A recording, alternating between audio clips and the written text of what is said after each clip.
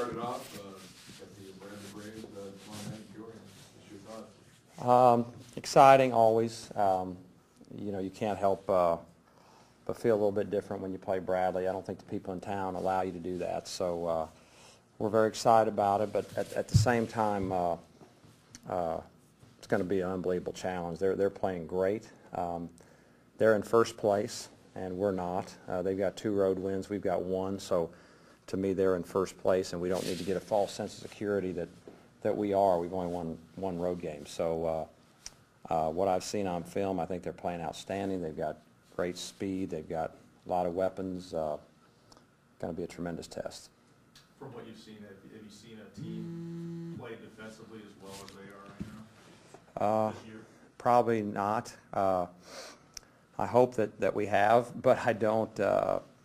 I would say probably not. You know, they've got a lot of speed. They've got a lot of quickness, and I think they're playing better at the defensive end. I'm sure that Jim would say that from what I've seen. Their last couple of weeks, they're playing the best they've played, probably both ends, but especially the defensive end. So baskets are definitely not going to come easy. Hopefully not at the other end easy, either, but that remains to be seen. Even though you've only been exposed to the rivalry a couple times so far, can you get a sense of how it compares to some of the others you've been exposed to, either as a player or a coach? You know, for me as a player, it was KU K-State, which was an unbelievable experience. Probably took years off of a lot of our lives worrying about those games. You know, Oklahoma State, Oklahoma, the Bedlam series was unbelievable.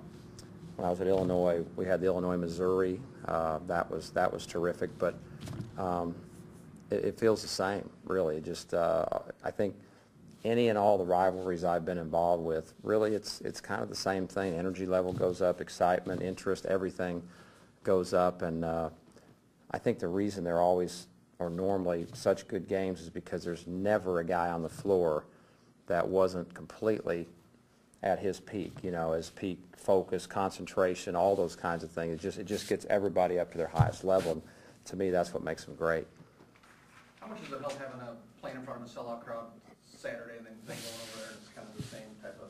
Well, hopefully it helps, but I'm guessing that the noise, the cheering will be at different times than it was over here. So, you know, I don't know. I like to think that we can play in front of whatever crowd, and we have played in front of kind of the whole gamut this year, from the lowest to the highest, and some of the games on the road on a neutral site.